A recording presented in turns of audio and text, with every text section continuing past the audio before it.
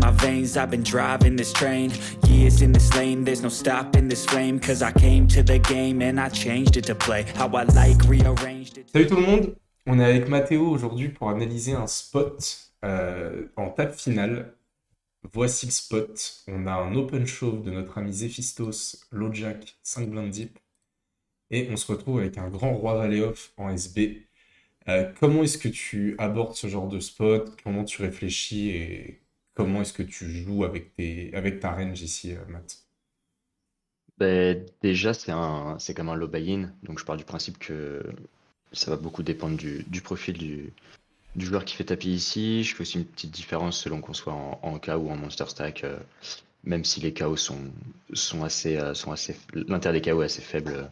En TF, le fait de couvrir plus de monde, mine de rien, ça peut compter.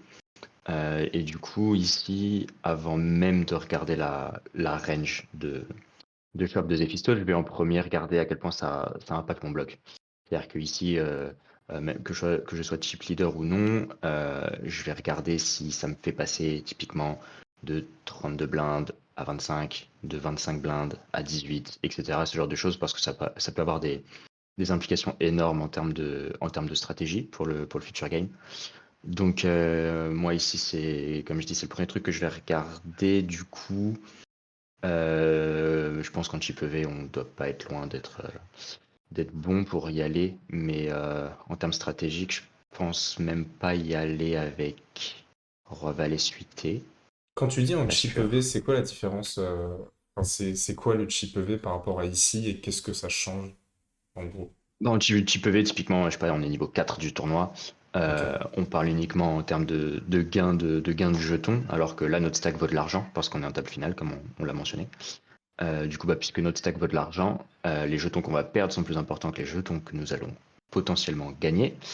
Donc ça rejoint la question stratégique de garder son bloc, et en fait ça va vachement avoir de l'influence sur le type de prise de risque qu'on va prendre, et on va être beaucoup plus agressif quand c'est nous qui allons être à l'origine de cette agression, et on va être beaucoup plus tight lorsque nous allons subir une agression, donc c'est le cas ici. Du coup on a envie d'être par principe plus tight, même si on avait 10 blindes de plus. Donc là, tu rajoutes par-dessus ça le fait que on ait un stack qui soit quand même plutôt en danger, parce qu'on peut voir qu'on est coude à coude avec Segbed et en face de nous, et All Incluse qui est à notre gauche. Et le fait de perdre ce coup nous met tout de suite dans le mauvais wagon, si j'ai envie de parler comme ça de cette TF.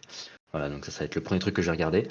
Et du Ok. coup, pour répondre à la question, ce qui concerne ma range, je pense qu'en termes de pocket pair, je vais probablement rejam de 8. De 9, c'est quasi sûr. De 8, j'ai un doute. Euh, En As suité, je pense. As Valet suité, As 10 suité, As 10. As 10, c'est peut-être ça doit être la border, du coup, la bordure, pardon. Du coup, je vais prendre As Valet pour être sûr. Et puis en As offsuit, je pense As Valet.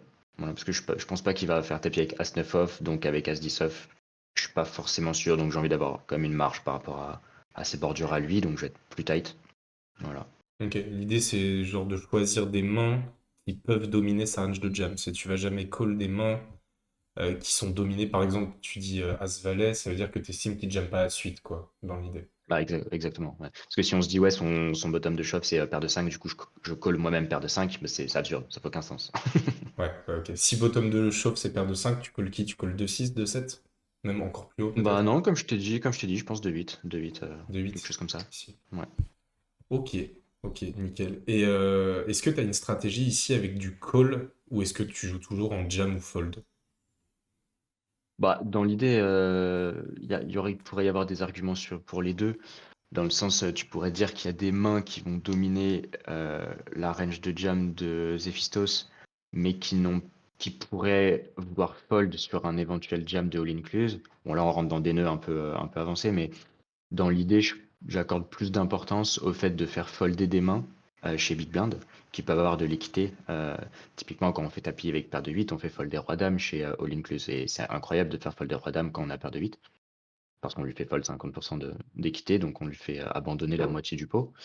Et du coup, je vois plus d'intérêt au fait justement de priver d'équité des mains fortes chez All Incluse.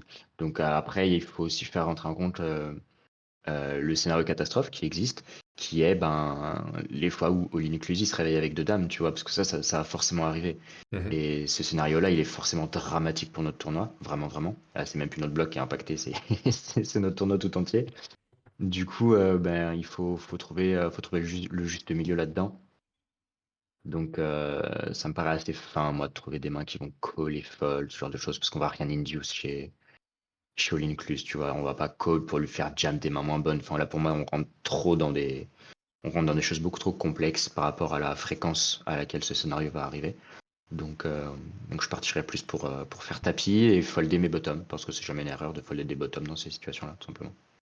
Ok, ouais, ok. Bah, surtout, comme tu disais, en réception d'agression, on est très content de folder des bottoms. Et par contre, à l'inverse, on va potentiellement préférer des spots où c'est nous l'agresseur. Et c'est dans ces spots-là qu'on sera OK de jouer des bottoms, quoi. Mais quand on subit l'agression, je suis d'accord avec toi, surtout sur un field qui est globalement un peu tight, passif, qui a peur en late game. En table finale, il y a beaucoup de joueurs qui ont une espèce de fearmonie, quoi, si on peut dire, où ils ont peur de bust parce qu'il y a de l'argent en haut, quoi. Et du coup, bah là, les ranges sont vraiment tight et 5 blindes, c'est beaucoup en table finale. Faut pas se dire, ouais, c'est que 5 blindes, j'ai roi valet, je go. C'est 5 blindes d'un joueur sur un 5 euros en table finale qui open shove UTG sur plein de joueurs qui le couvrent. Enfin, il va pas faire ça avec n'importe quoi, même si c'est un dégem. Dans l'idée, enfin, c'est très rare ici de voir des jams avec des 8-9 suités ou avec des As-3 off ou avec des rois 5 suits. Enfin, je pense que globalement, les mecs vont être assez tight ici.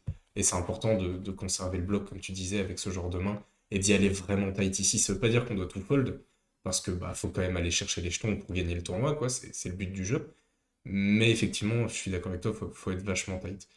Et Euh, j'ajouterais même aussi ouais. que quand on est dans le spot du bon miel, là, qui est une élève d'ailleurs qu'on salue, il faut bien visualiser la range qui est en face. C'est-à-dire que juste se dire, euh, ah, je sais pas trop, parce qu'on voit bien que c'est un spot qui est un peu close ici, tu vois, donc on va pas se dire, euh, oh, il a des pockets, il y a des rois que je domine, j'y vais. Ça, c'est le raisonnement qu'ont beaucoup trop de joueurs récréatifs.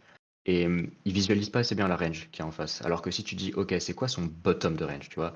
On dit il a des pockets, c'est-à-dire quoi il a des pockets? Il a paire de 2 ici, tu penses qu'il a paire de 2? Ah, je suis pas sûr du tout. Et du coup, tu remontes comme ça au fur et à mesure et tu détermines un petit peu la bordure. Et quand tu cernes correctement la bordure, et plus tu vas progresser en niveau, plus tu vas être capable d'être fin dans ton analyse de ces bordures, tu te rends compte qu'en fait, il n'y a pas tant de mains que ça que tu domines largement, parce que même une paire de 6 a une équité phénoménale contre ton roi valet, tu vois. Mm. Donc voilà, c'est important vraiment d'être dans la recherche de la plus grande précision possible dans l'analyse de la range de notre adversaire. Insane.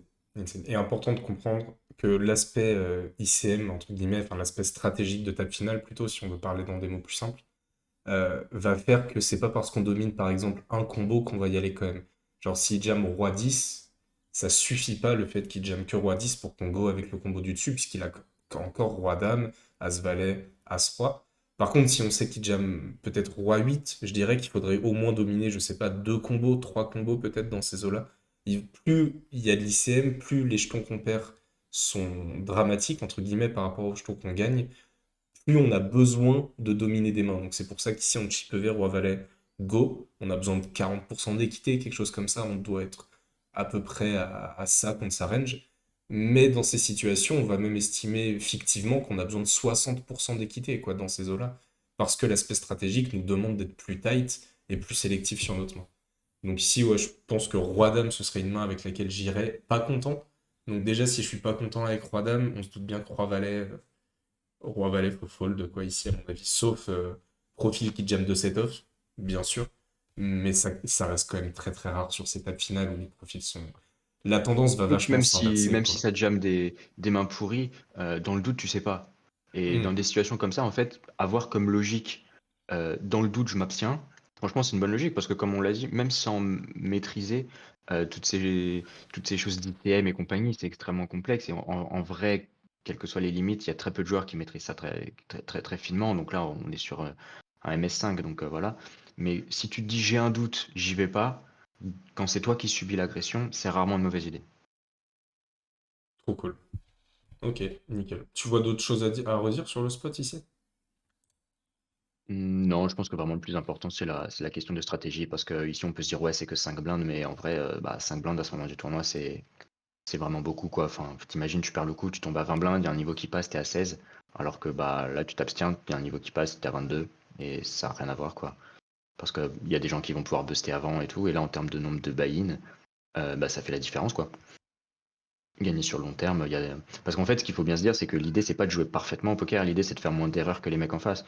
Donc, si toi, tu fold ces spots et il y en a qui vont les call, je sais pas moi, big blind, il call avec dame 9 parce que c'est que 5 blindes, c'est lui qui aura fait l'erreur et pas toi, en fait. Et du coup, tu gagnes de l'argent sur le joueur qui est à ta gauche. Et c'est trop important de faire le moins d'erreurs que les autres. Voilà, parce que personne joue parfaitement. Mais il faut faire moins d'erreurs que le mec en face. Et du coup, tu vas avoir Zephistos qui va peut-être se dire, ouais, j'ai 5 blindes. Euh, soit go big or go home, comme on les entend souvent dire. Nemesis, il a 10 blindes, potentiellement il fait pareil, j'en sais rien, mais gagner deux paliers ici, en termes de nombre de buy-in, c'est important. Il faut que ce soit toi qui les gagne et pas le mec d'à côté, quoi. Ouais. Ouais, on pourrait synthétiser ça en disant c'est important de supprimer les spots close pour laisser les autres joueurs faire des erreurs plus tard, ou potentiellement avoir des spots plus simples, ou des spots où on est en maîtrise de l'agression, des spots où on a des meilleures mains pour call, des choses comme ça. Et on peut encore être patient quand même, il faut pas se dire j'ai que 20 blindes, je dois y aller. En TF, on peut être patient dans l'absolu, on pourrait même tout fold et faire deuxième, enfin, c'est quelque chose qui existe, alors c'est pas les stratégies qu'on veut, mais dans l'idée, ici, attendre les erreurs adverses qui sont vraiment très nombreuses sur ces tables finales, c'est vraiment bien. Et pour ça, c'est cool de cut les spots close. Plus les adversaires sont compétents, plus on a besoin de se battre pour le moindre bout de V, entre guillemets. Mais d'autant plus sur ces situations, sur des fields assez passifs, etc. Faut vraiment cut tous les spots de réception d'agression, quoi. Enfin, en tout cas, close, dans l'idée. Ok, trop cool. Bah, merci beaucoup, frérot. À la prochaine pour d'autres spots. Ciao. And I've got something to say, yeah. I work hard each and every day.